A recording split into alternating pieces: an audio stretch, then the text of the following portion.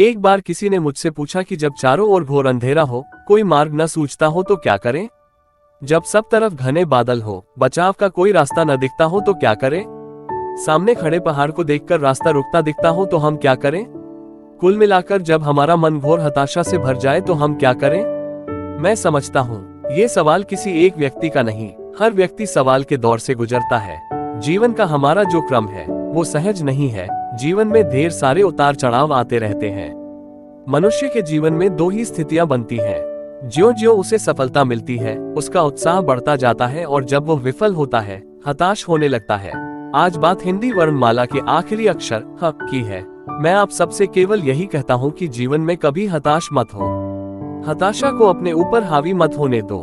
प्रायः जितने भी लोग आप लोगों को मोटिवेशनल स्पीच देते हैं, वो ये सिखाते बताते हैं कि अपने अंदर हताशा नहीं आनी चाहिए। संत कहते हैं लोक हो या लोकोत्तर, किसी भी क्षेत्र में वे ही सफल हो पाते हैं जिनके अंदर उल्लास होता है, उत्साह होता है, उमंग होती है, उत्कंठा होती है। इसके विरुद्ध जिनके मन में हताशा भर जाती है वो अपने जीवन में कभी सफलीभूत नहीं होते। अपने मन को टटोलो और देखो, क्या आप कभी अपने जीवन में हताश हुए?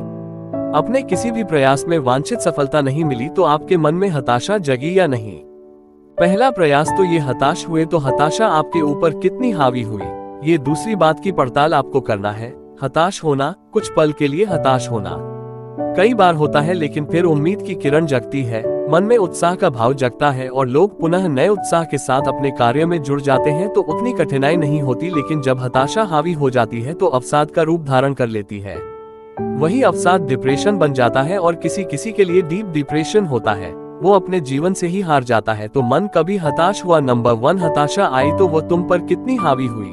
नंबर 2 और नंबर 3, तुम्हारी हताशा के आगे तुमने हार तो नहीं मानी? हताशा के आगे हार तो नहीं गए? हताश होना और हार जाना, इन दोनों में बड़ा अंतर है। हताश कोई भी व्यक्ति होता है, लेकिन जब व्यक्ति अपनी आखिरी उम्मीद भी छोड़ देता है तो व्यक्ति हार जाता है, अपने जीवन से हार जाता है। और जो लोग हताशा के चरम पर पहुंचकर जीवन से हार जाते हैं, उनकी जिजीविषा समाप्त हो जाती है। वे लोग सुसाइड जैसा अटेम्प्ट भी कर लेते हैं। ये हताशा के उत्तरोत्तर बढ़ती हुई परिणति में शुरुआत से झांक कर देखना है कि मेरे मन में हताशा है या नहीं। हताशा आती है नहीं, और हताशा भी लोगों के अंदर अलग अलग होती है। किसी किसी के मन में कोई विशेष परिस्थिति बनने पर हताशा आती है और कोई व्यक्ति ऐसे हैं जो थोड़ी थोड़ी बात पर हताश हो जाते हैं। आप अपने मन को टटोलिए और देखिए कि मेरा स्थान किस तरह के व्यक्तियों में है। छोटी छोटी बातों में, थोड़ी थोड़ी बातों में मैं हताश हूँ, उठता हूँ या कोई विशेष कारण बनते हैं तो मेरे ऊपर हताशा छाती है। अगर थोड़ी थोड़ी बातों में मैं हताश होता हूँ तो फिर वह हताश होने के बाद उससे उबरने की चेष्टा भी करता हूँ या उसे अपने ऊपर हावी कर लेता हूँ। यदा कदा कोई बड़े निमित्त आते हैं और मुझ पर हताशा छाती है तो वह मुझ पर हावी हो जाती है, या फिर मैं उसे धीरे धीरे उससे उभरता हूँ। डिप्रेशन की स्थिति में नहीं जाता, और डिप्रेशन में फिर डीप डिप्रेशन में जीवन से हार मानने की स्थिति तो नहीं है। कई तरह के लोग हैं और यह चारों स्थितियों से लोग गुजरते हैं। हम पहले की इस पर हम ज्यादा चर्चा करें, थोड़ा ये समझे कि मनुष्य हताश होता क्यों है और कब होता है। आप अपने मन की पड़ताल कीजिए, आपके मन में हताशा कब होती है? सबसे पहला कारण, वांछित सफलता न मिलने से हताशा आती है। हमने प्रयास किया, अनुकूल परिणाम न आए तो हमारा मन हताश हो जाता है। एक पहला कारण, वांछित सफलता न मिल पाने से लोगों के मन में हताशा आती है। और कुछ लोग होते हैं जो एकदम टूट जाते हैं, उम्मीद छोड़ देते हैं, हार जाते हैं कि अब तो हमसे कुछ नहीं होगा। दूसरा कारण, परिस्थितियों की मार खाकर व्यक्ति हताश हो जाता है। तीसरा कारण मुझे दिखता है, जब हमारी अपेक्षाओं की पूर्ति नहीं होती तो व्यक्ति हताश हो जाता है। और चौथा कारण, लोगों का हमें अनुकूल प्रतिभाव नहीं मिलता तो मन हताश हो जाता है। ये चारों कारणों की हम पड़ताल करें और देखें कि इनसे हम अपने आप को कैसे उभार सकते हैं, कैसे पार हो सकते हैं, ताकि हम अपने आप को हताशा से बचा सके। सबसे पहली बात जो है, वांछित सफलता ना मिल पाने की। बंधुओं, जीवन में कई लोग हैं जिनके जीवन में वांछित सफलता नहीं मिलती, और जितने लोग भी सफलीभूत हुए हैं उनके जीवन को निकट से झांक करके देखो। जो सफलता के शिखर पर पहुंचे हैं उन्हें अनेक अनेक बार विफलता के दौर से गुजरना पड़ा है, लेकिन वो विफलता पर विजय पाए हैं, तभी सफलीभूत हुए हैं। संत कहते हैं, तुम सोचते हो कि मुझे एक बार में वांछित सफलता मिल जाए, ये सहज बात नहीं है। बहुत बिरले लोग होते हैं जिन्हें पहले प्रयास से ही अपना मुकाम मिल जाता है। ज्यादातर लोगों को तो बार बार प्रयास करना पड़ता है। प्रयास करे और परिणाम की ओर आगे बढ़े तो व्यक्ति कितने भी विफल हो, उसका मन हताश नहीं हो पाता। वह आगे बढ़ता है, आगे बढ़ता है, लेकिन साधारण व्यक्ति की स्थिति यह होती है कि किसी भी क्षेत्र में 4 कदम आगे नहीं बढ़ाया, उसे अनुकूल परिणाम नहीं आया, उम्मीद छोड़ देता है, हताश होकर के बैठ जाता है। संत कहते हैं, ऐसे हताश होकर के बैठोगे, अपनी हिम्मत खो दोगे तो कभी भी अच्छे परिणाम नहीं पा पाओगे। तुम याद करो उस दिन को जब तुमने चलना शुरू किया था और पहली बार गिरे थे। एक पल को तुम्हारा मन रोया था, पर उस घड़ी तुम्हारी माँ ने तुम्हें पुचकारा था, बेटा कुछ नहीं हुआ, तुझे कुछ नहीं लगा, ये तो चींटी मर गई, घोड़ा कूदा, चल उठ उठ उठ। और माँ के उस उत्साह से हमारे अंदर हिम्मत आई और हमने फिर उठकर खड़े होकर के चलना शुरू किया। न जाने कितनी बार गिरे हैं, तब हम खड़े हो सके, तब हम चल सके। यदि पहली बार गिरने के बाद यदि हमने ये सोच लिया होता कि अब हम नहीं चल सकेंगे, तो शायद आज जिस मुकाम पर हम पहुंचे हैं वहां कभी नहीं पहुंच पाते। संत कहते हैं, सफलता एकाएक नहीं मिलती, सतत प्रयत्नों के बाद ही कोई व्यक्ति सफलीभूत हो पाता है। ये बात गांठ में बंद करके रखना चाहिए। हम कोई भी कार्य करें, किसी भी कार्य के क्षेत्र में आगे बढ़े, चाहे लोक हो या लोकोत्तर, हमें उस क्षेत्र में आगे बढ़ने के लिए इस बात को अपने हृदय में अंकित करके रखना चाहिए कि बार बार के प्रयास से ही हम अंतिम परिणाम तक पहुंचते हैं। कई बार लगता है कि मेरा ये प्रयास निष्फल हुआ, पर संत कहते हैं, सही दिशा में किया जाने वाला कोई भी प्रयास व्यर्थ नहीं होता। परिणाम में विलंब भले हो जाए, प्रयास कीजिए, लगातार कीजिए, आप हारिए मत। एक सघन चट्टान हो और उस चट्टान पर कोई घन का प्रहार करे तो पहले प्रहार से चट्टान टूट जाए, ऐसा सहज नहीं है। एक बार आपने प्रहार किया, चट्टान नहीं टूटी, दूसरी बार प्रहार किया, चट्टान नहीं टूटी, तीसरी बार प्रहार किया, चट्टान नहीं टूटी। कई लोग हैं जो 1-2 प्रहार करके ये सोचते हैं ये चट्टान टूटने वाली नहीं है। पहली बार चट्टान पर प्रहार किया, पहलवान था, देख मैं एक झटके में इस चट्टान को तोड़ दूंगा, लेकिन चट्टान का कुछ नहीं हुआ, हल्की सी चिपट भी नहीं चिटकी। अरे ठीक एक बार, दूसरी बार किया, देखो बड़ा पहलवान बनता था। ऐसे कोई चट्टान टूटती है क्या? और उस चट्टान को देख करके उस पहलवान का मनोबल टूट गया। वाकई में चट्टान सघन है, मेरा बल कमजोर है, तो ऐसी स्थिति में पहलवान भी हार जाएगा। लेकिन जो सही पहलवान है, जिसका मनोबल भी ऊंचा है, तन के बल के साथ जिसका मनोबल ऊंचा है, वो कहता है ठीक है, पहले प्रहार से नहीं टूटा, कोई बात नहीं, दूसरा प्रहार चाहिए, इस बार भी नहीं टूटा, देखो नहीं टूटा, मुझे मालूम है तुम तोड़ नहीं सकते, कोई बात नहीं, एक बार और।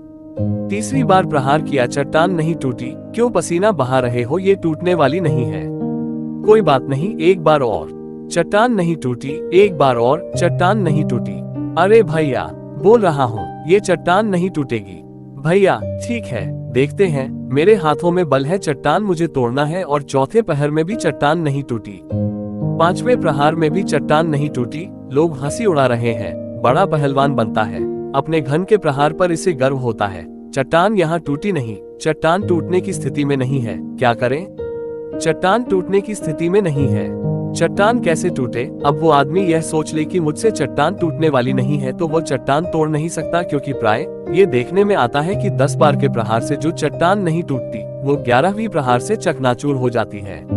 और इस चट्टान को चकनाचूर करने में कौन समर्थ होता है? वही जो लगातार प्रयास करता रहता है, मुझे चट्टान तोड़ना है, तभी चट्टान टूटती है। तुम लोगों के साथ क्या होता है? एक बार ट्राई किया, 2 बार ट्राई किया, तीसरी बार में तो टाइफिस, यह क्या है? ऐसे लोग जीवन में कभी सफलीभूत नहीं होंगे। हम लोगों के लिए मुख्य मार्ग में बताया गया कि तुम मुनि बने हो, इस कलयुग में मुनि बने हो, इस कलयुग में जहाँ मोक्ष तो मिलता नहीं, कोई बड़ी उपलब्धियां भी नहीं है, कोई रिद्धियां भी प्राप्त नहीं होती, फिर भी तुम्हें इस मार्ग में लगे रहना है। किसके बदौलत? अपने विश्वास के बदौलत, अपने भरोसे के बदौलत की मार्ग तो यही है। मोक्ष मिलेगा तो इसी से मिलेगा। हम साधु बने हैं देखने के लिए, देखा जाए तो हमारे साधु जीवन की वर्तमान की कोई उपलब्धि हमें नजर नहीं आती, कोई उपलब्धि नजर नहीं आती। लेकिन कहा कि तुम अपने मार्ग के प्रति कभी अनुत्साहित मत होना, ये मान करके चलना कि जब भी सफल होंगे इसी के बदौलत होंगे, जब भी मुक्ति तक पहुंचोगे इसी मार्ग के बदौलत पहुंचोगे, और कोई दूसरा मार्ग नहीं है, मोक्ष नहीं है, इसकी कोई परवाह नहीं। मोक्ष मार्ग है, इस पर चलो, तुम तर जाओगे। यह विश्वास हमारे उत्साह को कायम रखता है, और इसका ही यह सुपरिणाम है कि हम पल प्रतिपल अपने मार्ग में टिकने का प्रयास करते हैं। अपना उत्साह ऐसा हमें बनाकर रखना चाहिए ताकि हम मार्ग में टिक कर के अपने जीवन को आगे बढ़ा सकें। आप किसी रास्ते पर चलो और थोड़ी सी भी आपको सफलता ना मिले, घबरा जाओ तो कैसे काम होगा? घबराना नहीं चाहिए, परिणाम आते हैं, धीरे धीरे ही आते हैं। एकाएक परिणाम नहीं आते और यदि कदाचित प्रयास करने के बाद भी आपको वांछित परिणाम ना मिले तो यह मत सोचिए कि मेरा भाग्य खराब है, ये सोचिए कि शायद मेरे प्रयासों में कुछ कमी है। एक बार और, क्या एक बार और यह मन में भावना जग जाए तो तुम्हारे सामने कितनी भी बड़ी बड़ी विफलताएं क्यों ना हो, तुम्हारा मन कभी विचलित नहीं होगा। अब्राहम लिंकन को देखिए, जो एक सामान्य परिवार में जन्मा और अपने जीवन में लगातार 19 बार विफलताओं का सामना किया। व्यापार में नुकसान, एक्सीडेंट का शिकार हुआ, पत्नी की मृत्यु हुई और लेजिस्लेचर के इलेक्शन से लेकर उपराष्ट्रपति तक के चुनाव, वाइस प्रेसिडेंट तक के इलेक्शन में उसे हार का सामना करना पड़ा। उस व्यक्ति ने अपने जीवन में लगातार 19 विफलताओं का सामना किया, लेकिन उसके बाद वो हारा नहीं। 20वीं बार में जीता और सीधा प्रेसिडेंट ऑफ अमेरिका बन गया। ये है मनुष्य के अंदर की आशा। कभी हारना मत, और कदाचित हार भी जाओ तो हार मत मानना। हारना बुरी बात नहीं है, हार मानना बुरी बात है। हम अभी नहीं हारे, अभी तो मुझे जो करना है वो करना है, जो मेरा लक्ष्य है वो मुझे करना है। ठीक है, एक बार में सफलता नहीं हुई, कोई बात नहीं, दूसरी बार में मिलेगी, नहीं मिली, तीसरी बार में मिलेगी, तीसरी बार में नहीं मिली, लेकिन मुझे सफलता मिलेगी। चौथी बार में सफलता मिलेगी, सफलता तो मुझे मिलेगी और सफलता मुझे पानी ही है। वांछित सफलता ना मिले, हार मत मानो, लेकिन वांछित सफलता न मिलने से लोग हताश होते हैं। पहली बात, जिसके लिए मैंने कहा, सतत प्रयास से आप उभर सकते हैं। दूसरी बात, परिस्थितियों की मार खाकर के व्यक्ति हताश हो जाते हैं। जब भी विपरीत परिस्थिति सामने आती है, मनुष्य का मन टूट जाता है, घबरा जाता है। अब क्या करूं, कोई रास्ता नहीं। ऐसी विपरीत परिस्थिति में जब मन हताश होने लगे कि अब क्या करूं, तो संत कहते हैं उस समय भी हताश होने की जरूरत नहीं है। परिस्थितियां हैं, हर मनुष्य के सामने सदैव एक ही स्थिति रहती है, ऐसी बात नहीं है। विकट परिस्थितियों का सामना तो हर किसी को करना पड़ता है, लेकिन सामान्य व्यक्ति में और एक समझदार व्यक्ति में इतना ही अंतर है कि सामान्य व्यक्ति मुश्किलों को देखकर घबराता है और विशेष व्यक्ति वह होता है जिसके अंदर समझ होती है। वो उनसे मुश्किलें घबराती है, पास आए तो भी उसका सामना करता है। मुश्किलों का सामना करने वाले समाधान पाते हैं और मुश्किलों से घबराने वालों को घुटने टेकना पड़ता है। तुम्हारे जीवन में कोई मुश्किल आए, तुम्हारे जीवन में कोई परेशानी, कोई कठिनाई, कोई विपरीत परिस्थिति हो तो देखो, इस परिस्थिति से उबरने का कोई रास्ता है? नहीं है तो कोई बात नहीं।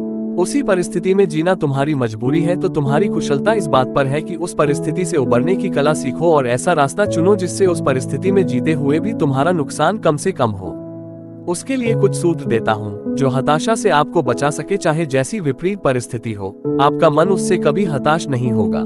सबसे पहले, कोई भी परिस्थिति हो, परिस्थिति के प्रति अपना दृष्टिकोण बदलें। कोई भी परिस्थिति आपके सामने आए, उससे आप घबराइए मत। विपरीत परिस्थितियों का सामना करने के लिए 4 बातें मैं आप सबसे कह रहा हूं, जिससे आप अपने हताशा से अपने आप को बचा सकेंगे।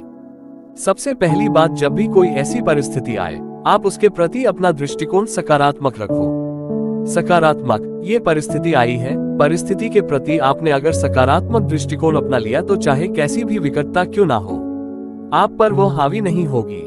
मेरे संपर्क में एक व्यक्ति है, बहुत बड़ी ट्रेजेडी के दौर से गुजरे। ट्रेजेडी ये हुई कि एक जमाने में बड़े संपन्न, काफी पैसा था, लेकिन नुकसान हो गया और जिस समय नुकसान हुआ उसी दौर में उनकी पत्नी की किडनी खराब हो गई। कहते हैं विपत्ति आती है तो चारों तरफ से आती है, उजाला तो केवल पूरब से आता, अंधेरा 10 दिशाओं से। उस व्यक्ति के सामने ऐसी विकट स्थिति आई जो आदमी लाखों रुपया का दान करता था, उसकी स्थिति ऐसी आ गई कि कोई उसे 10,000 रुपए देने को तैयार नहीं हुआ। आप सोच सकते हैं कि सामान्य आदमी को ऐसी परिस्थिति का सामना करना पड़े तो क्या हो सकता है, लेकिन वो व्यक्ति बड़ा तत्वज्ञानी, समझदार था, जीवन की व्यवस्था को समझता था। उसने उस समय अपने मन का धैर्य नहीं खोया और एक ही बात सोचा कि अभी अशुभ कर्म का उदय है, थोड़े दिन में सब ठीक हो जाएगा। नुकसान हुआ है, ठीक है, मेरे ऊपर कर्जा हुआ है, ठीक है, लेकिन मेरे साथ सबसे पॉजिटिव पहलू ये है कि मेरी बिजनेस की लाइन मेरे साथ जुड़ी हुई है। अभी मेरी गुडविल पूरी तरह खराब नहीं हुई है और पत्नी के लिए किडनी खराब हुई है, ये भी ठीक है, लेकिन यह अच्छा संयोग है कि मेरी किडनी उससे मैच करती है। कोई नहीं है तो मेरी किडनी उसको हो जाएगी। आज मैं 52 साल का हो गया, 52 साल 2 किडनी से जी लिया, बाकी जिंदगी में अपनी पत्नी को समर्पित कर दूं तो दोनों एक किडनी से जी सकते हैं। उसमें क्या बात हो गई, मैं अपने व्यापार को करके फिर सफलीभूत होऊंगा। ठीक है, व्यापार में एक बार नुकसान हुआ और ये नुकसान मेरी अपनी गलत सोच के, गलत डिसीजन के कारण हुआ। एक गलत निर्णय लिया जिससे मुझे बड़ा नुकसान हो गया। कोई बात नहीं, इस नुकसान को मैं एक नसीहत की तरह स्वीकार करूंगा और इसकी भरपाई करने की चेष्टा करूंगा। उसने इतने सारे लोगों को, जितने लेनदार लोग थे, उनको बुलाया और बोला, तुम लोग सारी बात मेरी जानते हो, मुझे थोड़े समय के लिए तुम लोग ढील दो, मैं तुम्हारा पाई चुका लूंगा, लेकिन अगर तुम लोग मुझे टेंशन दोगे तो शायद मैं कुछ भी नहीं कर पाऊंगा। इसलिए आप सबसे मेरा कहना है, मेरी नियत ठीक है, यह मेरी मजबूरी है कि हम आपका पैसा चुकाने की स्थिति में नहीं है, लेकिन आप मानिए, मुझ में इतना भरोसा है कि मैं आपका सारा पैसा चुका दूंगा। और उस व्यक्ति ने उस विषम परिस्थिति में अपनी किडनी को पत्नी को दिया, पत्नी को संभाला, खुद संभला और फिर धन से अपना कारोबार किया और उस घड़ी में धर्म ध्यान बढ़ दिया, धर्म ध्यान बढ़ा दिया और धर्म ध्यान बढ़ा करके लगभग 1-1.5 साल उसको मुश्किल के दौर से गुजरना पड़ा। वो बोलता है, महाराज मेरे जीवन के सबसे अच्छे दौर हैं। मैंने पूछा, क्या बोलते हो? बड़े दार्शनिक अंदाज में उसने कहा, महाराज मैंने अपने और गैरों की पहचान लिया, कौन अपना है और कौन गैर है, इसे मैंने अच्छे से पहचान लिया। जीवन के लिए एक बहुत बड़ा नसीहत मुझे मिल गया, एक दृष्टि मुझे मिल गई और उस दौर को अपने जीवन का सबसे अच्छा दौर मानता हूँ। और मैं सोचता हूँ कि जो स्थिति मेरी साथ आज भी थी, अगर 10 बरस 20 बरस पहले बीत गई होती तो शायद मैं आज से ज्यादा स्ट्रांग होता, मजबूत होता। ये कठिनाई मेरे सामने आई, महाराज मैं उभर गया और आज उस व्यक्ति की हैसियत पहले से 100 गुना अच्छी हो गई। किसके बदौलत? अपनी सकारात्मक सोच के बदौलत, अपनी हिम्मत के बदौलत, अपने हौसले के बदौलत। वो व्यक्ति ऐसी विकट स्थिति का सामना करने के बाद भी उससे पार हो गया। तुम्हारे सामने तो ऐसी कोई विकट स्थिति नहीं है, फिर तुम क्यों घबराते हो? क्यों घबराते हो? विषमतम परिस्थितियों का सामना करने वाला मनुष्य भी अपने जज्बातों के बल पर शिखर को छूता है, तो तुम्हारे पास तो कुछ भी नहीं है। ध्यान रखना, विपत्ति एक चुनौती है, यदि तुम उसे स्वीकार लो तो उपलब्धि में परिवर्तित करा जा सकता है। विपत्ति एक चुनौती है, इसे स्वीकार करो तो जीवन की उपलब्धि बन सकती है, और विपत्ति की चुनौती से दूर भागोगे तो वो तुम्हारे लिए एक बड़ी बला बन जाती है। संत कहते हैं, जीवन में अगर विपत्ति को चुनौती की तरक्की स्वीकारो और अपनी कुशलता से उसे उपलब्धि में परिवर्तित करो। उपलब्धि को बदलने की क्षमता अपने भीतर विकसित करो, वो तुम्हारे जीवन का परम रस देगी। उससे तुम्हारे जीवन में परम आनंद की अनुभूति होगी। कोई भी विपत्ति आए, कैसे भी विकट स्थिति आए, चैलेंजेस किसके जीवन में नहीं आते? महापुरुषों के जीवन में चले जाए। श्री राम के जीवन को देखो, राजतिलक होना था और वनवास की घोषणा हो गई। रामचंद्र जी हताश हुए, मायूस हुए, किसी पर आरोप जड़े, अरे मेरे साथ अन्याय हो रहा है, और रामचंद्र जी कहते तो अयोध्यावासी का पूरा सपोर्ट था उनको, लेकिन राम थे। आज के राम होते तो अपने दशरथ का कॉलर जरूर पकड़ लेता, लेकिन रामचंद्र जी तो वनवास जा रहे हैं और राजा की तरह नहीं, तपस्वियों की तरह रहकर। लेकिन राम जानते हैं कि राम बन जाएगा, तभी राम बन पाएगा। राम अयोध्या में रहेगा तो राम नहीं बन पाएगा। जिसके जीवन में चैलेंजेस आते हैं वही अपने जीवन में कोई अचीवमेंट कर पाते हैं। बिना चुनौतियों के जीवन में कोई उपलब्धि नहीं। इस बात को अपने गांठ में बांध कर रखो। सारे महापुरुषों के जीवन में देखो, उनके जीवन में कितनी बड़ी बड़ी विकट स्थिति आई। श्री कृष्ण के जीवन को देखो, जन्म के पहले से लेकर उनके जीवन में चुनौतियां थी, लेकिन जन्म के बाद पूरे जीवन न जाने उनको कैसे कैसे दौर से गुजरना पड़ा, लेकिन वह हारे नहीं, आगे बढ़े। तुम्हारे सामने तो ऐसा कुछ भी नहीं है, लेकिन अपने मन को टटोल कर देखो। थोड़ी सी विपरीत स्थिति आती है, तुम्हारी हार्ट बीट बढ़ जाती, अंदर का उत्साह खंडित हो जाता है, मन की उमंग खत्म हो जाती। अब क्या होगा, अब क्या होगा, अब क्या होगा, अब खत्म खत्म खत्म। जब तक सांस तब तक आस। सकारात्मक सोचोगे तो कैसी भी विपरीत परिस्थिति क्यों ना हो, कैसी भी विकट परिस्थितियां क्यों ना हो, तो उससे उबरने की क्षमता अपने भीतर विकसित कर लो। दूसरी बात, विकट स्थितियों का सामना जब भी तुम्हें करना पड़े तो उसके प्रति दूसरा दृष्टिकोण रखो कि यह थोड़ी देर की बात है। धैर्य रखो, अधीर मत हो, सब ठीक होगा, थोड़ी देर की बात है। कोई भी कैसी भी स्थिति होती है, शाश्वत नहीं होती। किसी के ऊपर कितनी भी बड़ी विपत्ति आए, आज नहीं कल वो बदलेगी, सब बदलेगी। मैं हमेशा कहता हूँ, रात कितनी भी काली क्यों ना हो पर शाश्वत नहीं। यह मंत्र है, ठीक है, थोड़ी देर में सब ठीक हो जाएगा, सब ठीक हो जाएगा, ठीक हो जाएगा। मैं एक ऐसे व्यक्ति को जानता हूँ, जीवन में कैसी कैसी स्थिति आती है। जिस व्यक्ति ने 6.5 वर्ष की उम्र में सारी दुनिया घूम ली, 6.5 वर्ष की उम्र में सारी दुनिया घूम ली, और एक वक्त ऐसा है कि 22 वर्ष की उम्र में उसे रोटी चुराकर खानी पड़ी। 6.5 वर्ष की उम्र में सारी दुनिया घूमने वाले व्यक्ति को 22 वर्ष की उम्र में रोटी चुराकर खानी पड़ी, पर उस शख्स ने कहा, लेकिन कभी हमने हार नहीं मानी, हमने कभी हार नहीं मानी।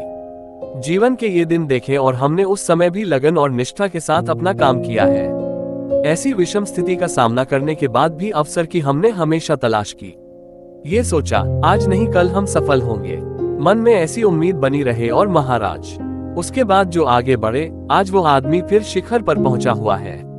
मल्टी बिलियनियर है, भारत से बाहर रहता है, लेकिन आज वो शहंशाह है। और उस व्यक्ति ने जो बात कही सबसे मुख्य रूप से जो कहने की है वो ये है, महाराज मैंने जब पैसा पाया तो भी देखा, पैसा खोया वह भी देखा, और अब मेरे पास पैसा है इसको भी देख रहा हूँ। मुझे लगता है मेरा कुछ है ही नहीं, जो है उसका उपयोग करो और उसका उपयोग करो। महाराज इस घटना से मेरी आसक्ति भी खत्म हुई और अभिमान भी खत्म हुआ। अब ना मेरे मन में आसक्ति है ना अभिमान है। जीवन में कईयों के साथ ऐसा होता है। बहुत सारे लोग इस सभा में बैठे होंगे जो बड़े बड़े चोट खाए होंगे, लेकिन यदि तुम्हारे अंदर धैर्य होगा तो तुम तो उस चोट से उबर गए, और धैर्य नहीं है, अधीर है तो टूट गए। हथौड़ी सोने पर पड़ती है, सोना दमक उठता है, और वही हथौड़ी कांच पर पड़ती है तो कांच चकनाचूर हो जाता है। संत कहते हैं यदि तुम्हारे ऊपर विपत्ति की हथौड़ी का प्रहार पड़े तो तुम कांच की तरह टूटने की जगह सोने की तरह दमकने की कला विकसित करो। धर्म यही सिखाता है, अपने आप को दमकाने का प्रयास करो। वो हमारी दृष्टि होनी चाहिए। वो दृष्टि यदि भीतर विकसित होगी तो हम जीवन में कोई सुपरिणाम हासिल कर पाएंगे, अन्यथा हमारे जीवन में जो कुछ है सब कुछ नष्ट भ्रष्ट हो जाएगा। थोड़े समय की बात है, ठीक होगा, बीत जाएगा। तीसरी बात, जब भी ऐसी कोई विपत्ति आए अपने अंदर की आशा को जीवित रखो, आशावादी बनो। आज नहीं कल ठीक हो जाएगा, आज नहीं कल ठीक हो जाएगा। आशावादी बनने से मनुष्य बहुत आगे बढ़ता है। मेरे संपर्क में एक व्यक्ति है, देखिए जीवन में कैसी विपत्ति आती है। आजकल तो कई तरह के तरीके लोगों ने याद कर दिए हैं एक दूसरे के ऊपर मुसीबत डालने की, लेकिन एक व्यक्ति के साथ ऐसा हुआ कि उसके बेटे की शादी हुई और बेटे की शादी के बाद बहू कुछ दिन घर रही और वापस चली गई और उन पर केस कर दिया। केस में कई तरह के इल्जाम लगाए, दहेज का भी केस, घरेलू प्रताड़ना और हिंसा का भी केस, और अन्य प्रकार के भी कुछ फर्जी केस जो चारित्रिक हत्या के होते हैं वो लगा दिए। और वो सारे केस लगे, किस किस पर लगे? बेटा पर लगा, उसके ऊपर खुद लगा, उसकी पत्नी पर लगा, उसकी माँ पर लगा, और इसी दौर में उनके यहाँ एक बड़ी चोरी हो गई। एक साथ इतनी सारी स्थितियां हुई, सूचना मुझ तक आई। वो व्यक्ति मेरे पास भी आए। मैंने पूछा, भैया क्या हुआ? वो बोले, महाराज आशीर्वाद दीजिए, सब ठीक होगा। हमने ये समझा है कर्म का उदय है, सब ठीक हो जाएगा, आज नहीं कल ठीक हो जाएगा। वो तो निमित्त है, हमने अपनी तरफ से कुछ नहीं किया, लेकिन फिर भी ऐसा हुआ तो महाराज महापुरुषों के ऊपर भी विपत्ति आई है, हम पर आई है, ठीक हो जाएगा, ठीक हो जाएगा, आप आशीर्वाद दीजिए, सब ठीक होगा। और उस आदमी ने जीवन के 3 वर्ष ऐसी विषम परिस्थितियों का सामना किया, लेकिन उस घड़ी टूटा नहीं, अपने काम में लगा रहा। अंततः सारे आरोप खारिज हुए और वो सब बरी हो गए और आज सुरक्षित है। जीवन में ऐसी स्थिति आती है, जब भी विपरीत स्थिति आए हारना मत। चाहे तुमको व्यापार में असफलता मिली हो, चाहे अपने संबंधों में असफलता मिली हो, पारिवारिक जीवन में किसी प्रकार की विफलता हो, अपने आप को संभाल कर रखने की कोशिश करना, मन की उम्मीद को कभी मत खोना। बदलाव आता है, हम कहते हैं एक दिन भूरे के भी दिन फिरते हैं, तो जब भूरा बदल जाता है तो हम तो मनुष्य हैं, हमारे दिन भी फिरेंगे, आज नहीं तो कल निश्चित होंगे। यह मन में बात बैठा कर रखिए। अभी हाल ही में जयशंकर प्रसाद की ये पंक्तियां हमारे मन में आशा का संचार करती है। लोहे के पेड़ हरे होंगे तो गीत प्रीत के गाता चल, नम होगी यह मिट्टी जरूर, आंसू के कण बरसाता चल। सिसकियों और चित्रकारों से चाहे जितना हो आकाश भरा, खप्परों का हो ढेर, कंकालों से चाहे हो पटी धरा। जीवित सपनों का भाग पवन को लेना ही होगा, आखिर सच का भार पवन को लेना ही होगा। जीवित सपनों के लिए मार्ग मुर्दों को देना ही होगा, तो मार्ग तो मिलेगा। हम उम्मीद ना छोड़े, उम्मीद आखिरी तक बनाए रखें, जब तक अवसर है उम्मीद बनाए रखें। आशा अपनी कभी मंद नहीं होगी, जीवन आगे बढ़ेगा तो सकारात्मक सोचिए। सोचिए, थोड़ी देर की बात है, उम्मीद आशावादी बनाए रखें। कर्म सिद्धांत पर भरोसा रखिए कि ये कर्म सिद्धांत है, ठीक है, कर्म का उदय है, मुझे सहन करना है। यह आपके अंदर के उत्साह को बढ़ाए रखेगा। परिस्थितियों की मार से आप कभी हताश नहीं होंगे। हताशा का तीसरा कारण जो अपेक्षाओं की पूर्ति ना होना। जब व्यक्ति के मन में कोई विशेष अपेक्षा होती है, किसी से अपेक्षा होती है और उसकी पूर्ति नहीं होती, वो अपने आप को उपेक्षित महसूस कर लेते हैं और उपेक्षा की घड़ी में बड़े हताश हो जाते हैं। कई बार तो लोग बड़े उत्साह से आते हैं, महाराज के दर्शन करने के लिए आए हैं। आज महाराज से मिलेंगे, महाराज से बातें करेंगे और बहुत दिन बाद आए हैं। महाराज जी मध्य प्रदेश में आए थे, बरसों बाद हम मिले हैं। आज महाराज के पास जाएंगे, महाराज से बातें करेंगे। और पता लगा महाराज के पास गए और इतनी भीड़ थी कि महाराज तो ढंग से देख भी नहीं पाए। मन हताश हो गया। किसी भी क्षेत्र में जब मनुष्य अपने मन में जरूरत से ज्यादा अपेक्षा रख करके चलता है और उसकी पूर्ति नहीं होती, मन में हताशा छा जाती है। संत कहते हैं ऐसी स्थिति में क्या करें, तो पहला प्रयास ये करो कि अपेक्षाएं कम रखो। अपेक्षाओं की पूर्ति ना हो तो अपने आप को उपेक्षित महसूस करना बंद करो। मैंने अपेक्षा की, ठीक है, सामने वाले ने हमें वैसा रिस्पांस नहीं दिया।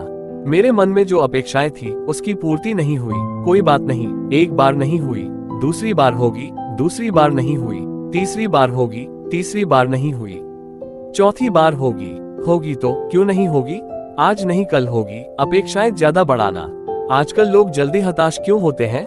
बच्चे बड़ी जल्दी हताश हो जाता है। जिस दिन रिजल्ट होता है खुशी खुशी रिजल्ट लेने जाते हैं और मुंह लटका के आते हैं। क्यों? अब बच्चों का मुंह लटके तब तक तो फिर भी ठीक है, बच्चों से ज्यादा उनके माँ बाप का मुंह लटक जाता है। क्या हो गया? नंबर कम लाया, साल भर बच्चा कितना पढ़ा है ये नहीं देखा।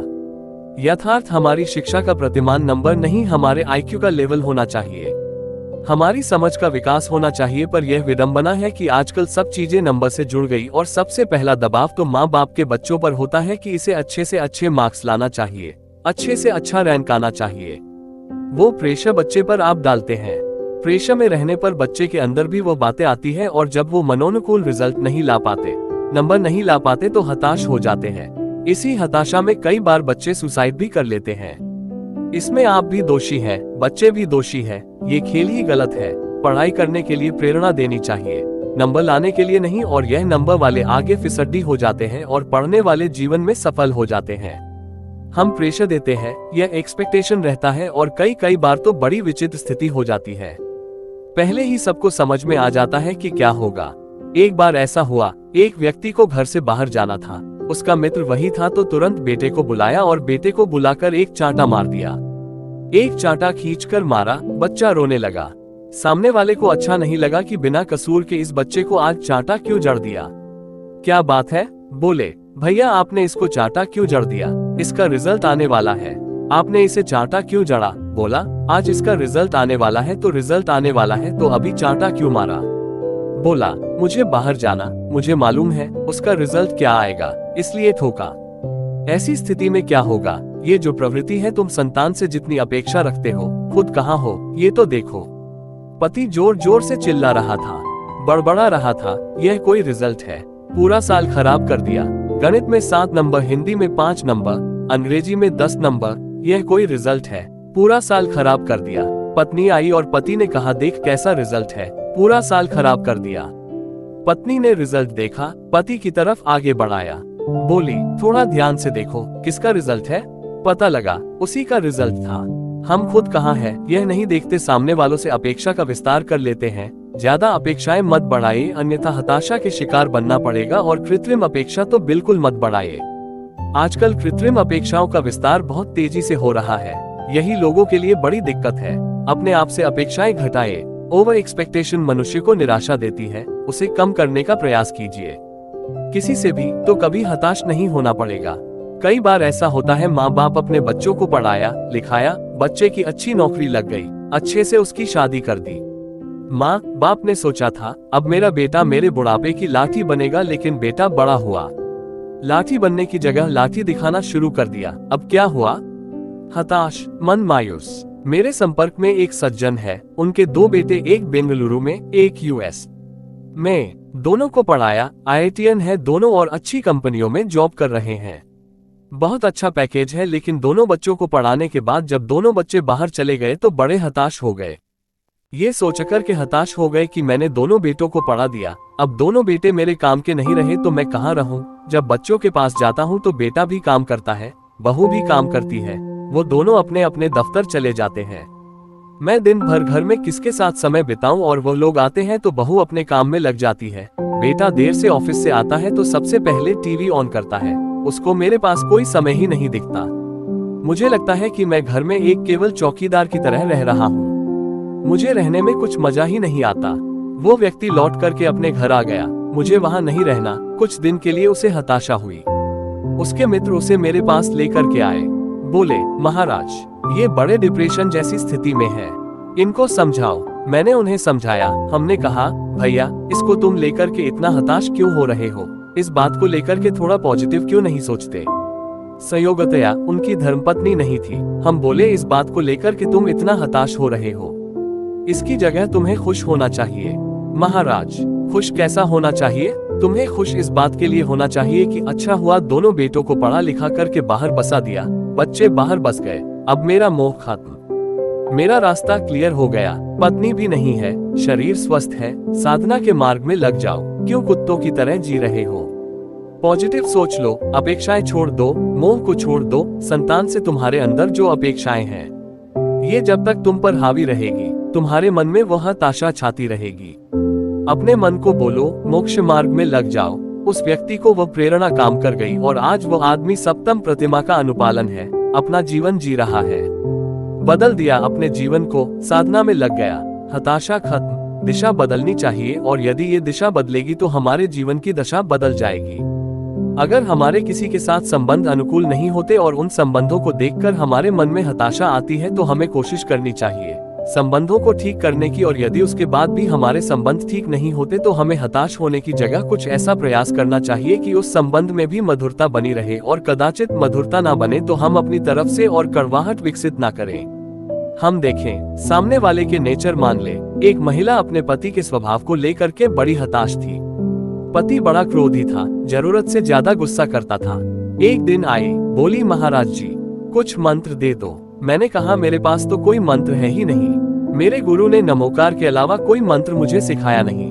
बोली, महाराज जी बहुत दुखी हूँ, हताश हो गई हूँ, मेरे पति बड़े गुस्सेल है, मेरे पति गुस्सैल है, उन्हें हम कितना समझाते हैं, मानते नहीं, और महाराज अब तो गुस्सा बर्दाश्त नहीं होता, मन करता है कि सुसाइड कर लूं। हम बोले, कितने वर्ष हो गए विवाह के? बोले, 35 वर्ष हो गए। मैं बोला, 35 वर्ष तक तुमने क्या किया? ये गुस्सा आज कल से शुरू हुआ? बोली, नहीं महाराज, पहले दिन से गुस्सा है, हमारी तो फर्स्ट नाइट भी गुस्से से हुई। वो बोली, पहले से ऐसा गुस्सा है, जब से हम आए तब से गुस्सा। हमने कहा, जब 35 वर्ष झेल लिया तो थोड़े दिन और झेल लो, कोई अजर अमर होकर तो आए नहीं है, इतना झेला, थोड़ा और झेलो। महाराज जब तक तो बर्दाश्त करती रही, लेकिन अब बर्दाश्त के बाहर हो गया, अब हर काम में अड़ंगा लगाते हैं। हमने कहा, यह मान लो ये सामने वाले का नेचर है, और यह सोचो जैसे इतने दिन चला, थोड़े दिन और सही, थोड़े दिन और सही। और एक बात और सोचो, मैंने उससे कहा, यह मान करके चलो कि यह तुम्हारा पति बनकर नहीं आया, तुम्हारी तपस्या का निमित्त बनकर आया है। एक दृष्टिकोण बदल दो, ये पति तुम्हारा पति बनकर नहीं आया, तुम्हारी तपस्या का निमित्त बनकर आया। वो बोली, तपस्या का निमित्त क्या है? वो तुम्हें गुस्सा में गाली बके और तुम उसका प्रतिवाद मत करो, चुपचाप सुन लो, समझ लो, तपस्या हो गई। पर तपस्या हो गई तो समस्या खत्म हो गई, इतना ही तो करना है, मन हताश होगा। महाराज यही कठिन है, इलाज तो जैसी बीमारी वैसा ही होता है, अगर गंभीर बीमारी है तो इलाज भी उसका कठिन होगा, और हमको इलाज चाहिए तो उस कठिनाई को स्वीकारने के लिए मानसिक रूप से तैयार होना पड़ेगा, तो हम इलाज को स्वीकारें, कठिनाई से उबरने की कोशिश करें तो हम अपने जीवन में सफलीभूत हो सकते हैं, अन्यथा नहीं। तो आज 4 बातें मैंने आपसे कही, उन चारों बातों को आत्मसात करके हताशा से अपने आप को बचाने की कोशिश करें। हताश होना आर्थ ध्यान है, जो हमारी आत्मा की दुर्गति का कारण है, उससे अपने आप को बचाएं। हर पल उल्लास से जिए, उमंग से जिए, उत्साह से जिए, अपनी जिजीविषा को प्रबल और प्रखर बनाए रखें। ये प्रयास आप सबको करना चाहिए। दोस्तों, आपको कहानी कैसी लगी कमेंट करके जरूर बताएं। चैनल को सब्सक्राइब करें और आपने दोस्तों को शेयर करें। शुक्रिया, आपका दिन शुभ हो, आप हमेशा खुश रहें।